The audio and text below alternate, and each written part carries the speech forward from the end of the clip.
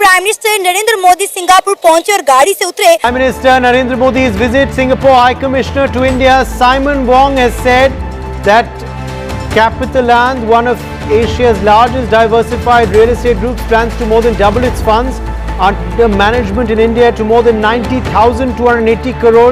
अगर हम बात करें तो इंडिया के प्राइम मिनिस्टर नरेंद्र मोदी ना सिर्फ अपने मुल्क की सकाफत को, अपने कल्चर को प्रमोट करते हुए दिखाई दे रहे हैं, बल्कि अपने मुल्क के अंदर इन्वेस्टमेंट लेकर आ रहे हैं। मुल्क में सियासी अदम इस्तेहकाम है जिसने हमारी जो बिजनेस कम्युनिटी है और जो इन्वेस्टर है इसको डरा कर रखा हुआ है। ठीक है जी, एमबीएस ने कहा है कि जी क्योंकि पॉकेट मार जो है वो भी पाकिस्तान से सबसे ज्यादा आ रहे हैं और भीख मांगने वाले भी जो है वो 90% उन्होंने पाकिस्तानी, यानी कि बैरूनी सरमाया मुल्क में आने के बजाय मकामी सरमायाकार जो हैं वो पाकिस्तान से बाहर जा रहे हैं, जिसे माहिर मईशत जो है बाज़ औक़ात कहते हैं जी रिवर्स एफडीआई। उन्होंने ये कहा कि जी एक तो पाकिस्तानी आते हैं और भीख मांगते हैं।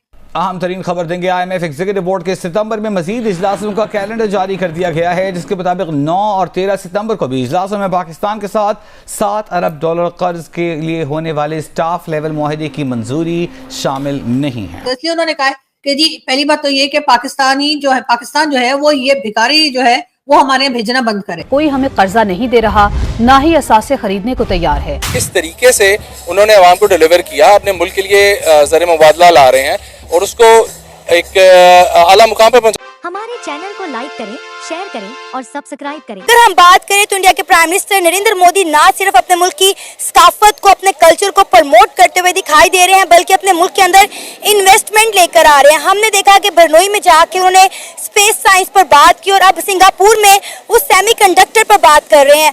वो चाह रहे हैं कि इंडिया जो है अब वो सेमीकंडक्टर चिप के हवाले से किसी का मोहताज ना रहे। क्या कहना चाहेंगे अब जिस तरह इंडिया के प्राइम मिनिस्टर नरेंद्र मोदी अपने मुल्क का स्टेटस मजीद अपग्रेड करने में लगे हुए हैं?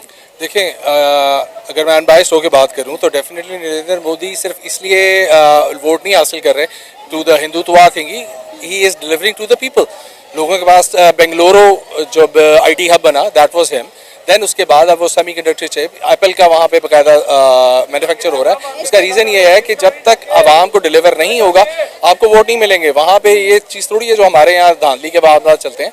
He is doing a great job और we should learn from him, this is how it could be. और वो अपने डाइवर्स कल्चर को लेकर चलते हैं। यहाँ तो मामला आपको पता ही है। तो की thing is that he is to be learn from.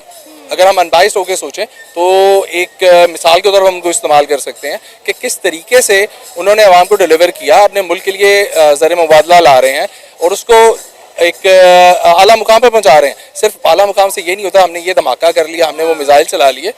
They are delivering to the people और जो लोगों को जब रोजगार मिलता है नेचुरली वोट फिर उसके पास जाता है and he is doing great job. We should. आपको लगता है कि पाकिस्तान के प्राइम मिनिस्टर कभी किसी मुल्क में जाके इस तरह बातचीत या डीलिंग कर सकते हैं कि भाई आप आए और हमारे मुल्क में आके सेमीकंडक्टर की फैक्ट्रीज लगाएं?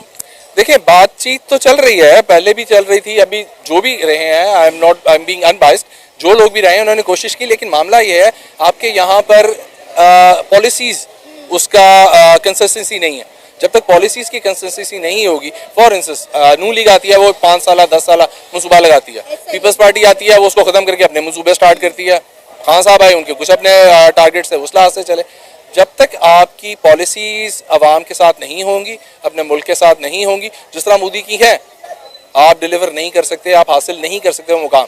आई रिमेंबर इट वाज शहीद मोहतरमा बेनज़ीर भुट्टो हु सेड के अब जो आगे, that was way back in the 90s, she said के आगे जो मामला है वहाँ पे आपको धमाकों से या फौजी ताकत से नहीं आपको मिलता एक मुकाम, आपको मुकाम मिलता है माशी ताकत से। मोदी ने अपने मुल्क को माशी ताकत बनाया है और वो उस तरीके से इज्जत ले रहा है। आपको यहाँ पे मतलब यह है कि जो अपने दोस्त मवालिक है वो घास नहीं डालते, उसका रीज़न वही है, द कंसिस्टेंसी ऑफ पॉलिसीज। आपको लगता है कि हमें इंडिया से कुछ सीखने की जरूरत है, फॉलो करने की जरूरत है कि फॉरेन पॉलिसी को किस तरह बेहतर किया जा सकता है, दूसरे मुल्कों के साथ बनाकर कैसे रखनी चाहिए? आपको नहीं लगता कि पाकिस्तान कहीं ना कहीं आइसोलेट हो गया है?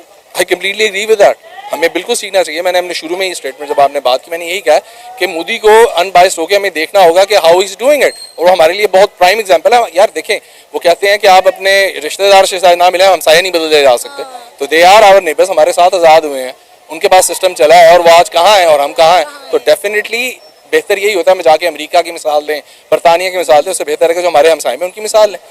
मैं अभी बात कर रही थी एमबीएस की, तो एमबीएस के बारे में मैं ये बता रही थी कि जी एमबीएस ने कहा है कि जी क्योंकि पॉकेट मार जो है वो भी पाकिस्तान से सबसे ज्यादा आ रहे हैं और भीख मांगने वाले भी जो है वो 90% उन्होंने पाकिस्तानी पकड़े। तो इसलिए उन्होंने कहा है कि जी पहली बात तो ये कि पाकिस्तान जो है वो ये भिखारी जो है वो हमारे यहाँ भेजना बंद करे। मतलब अजीब सी शर्त है, लेकिन चलो कोशिश करके देखेंगे हम। लेकिन उन्होंने ये भी कहा है कि जी पाकिस्तान से जो लोग सऊदी अरब जाना चाहते हैं, चाहे वो कोई भी रीजन हो, हज करना है, उम्रा करना है, टूरिज्म करनी है, किसी भी वजह से जा रहे हैं, उनकी भी जो तादाद है या उनके भी जो जितने लोग जाते हैं उससे वो बहुत कम जो है लोगों को एक्सेप्ट करेंगे, उनका वीजा एक्सेप्ट करेंगे। पाकिस्तान ने रिक्वेस्ट की है कि जी ऐसा ना करें, कुछ नंबर बढ़ा दें, लेकिन जाहिर है मतलब यहाँ पे सब लोग बैठे रह गए तो वहां पे मतलब मांगेगा कौन। लेकिन बात सारी ये, मैं अपने एक दोस्त से बात कर रही थी, मैंने मैंने कहा कि भाई सऊदी अरब ने तो इस किस्म की शर्त लगा दी और सऊदी अरब ने कहा है कि नहीं जी हम ज्यादा लोगों को पाकिस्तान से आने नहीं देंगे। तो जी और साथ ही पाकिस्तान ने रिक्वेस्ट की है तो उस रिक्वेस्ट को भी उन्होंने रिजेक्ट कर दिया। तो वो कहने लगा वाह वाह, प्राइम मिनिस्टर जाते हैं, प्रेसिडेंट जाते हैं और वो भाई लोग जाते हैं, वो भी तो भीख मांगने ही जाते हैं, उनको तो आने देते हैं कि आ जाइए वाह वाह हबीबी आइया करके बिठा लेते हैं और खजूर वजूर खिला के रवाना कर देते हैं। लेकिन अगर कोई आम आदमी बेचारा जरूरतमंद है, वो इतनी मेहनत करके इतनी मुश्किलों से टिकट के पैसे जोड़कर, आपको पता है कितना महंगा टिकट है, इतनी मेहनत से टिकट का पैसा जोड़कर अगर वहां जाके थोड़ा पैसा मांग लेता है तो बड़ा इनको ऑब्जेक्शन है कि नहीं ऐसा नहीं होना चाहिए। मतलब ये डबल फेस और ये दो तरह की पॉलिसीज जो है ना ये सऊदी अरब की, मुझे भी कुछ पसंद नहीं आई और मेरे दोस्त भी यही कह रहे थे कि ये कोई अच्छी बात तो नहीं है कि जी अगर आप क्या मतलब अगर कोई प्राइम मिनिस्टर और प्रेसिडेंट और उस ऊपर के लेवल के लोग अगर आते हैं तो आप उन्हें तो आने देते हैं और वो आके आपसे भीख मांगते हैं। वो कौन सा आके आपको कोई गिफ्ट कर रहे होते हैं या आपको कुछ दे के जा रहे होते हैं, कुछ लेके ही जा रहे होते हैं ना, तब तो आपको बुरा नहीं लगता। लेकिन अगर कोई बेचारा मजबूर मोहताज जिसे कहते हैं कि जरूरतमंद, यानी कि जिसे हम बोलते हैं इंग्लिश में बोले तो नीडी, ठीक है, अगर वो आते हैं तो आप उनको कहते हैं कि जी मत आओ यहाँ पर। हमारे चैनल को लाइक शेयर और सब्सक्राइब करें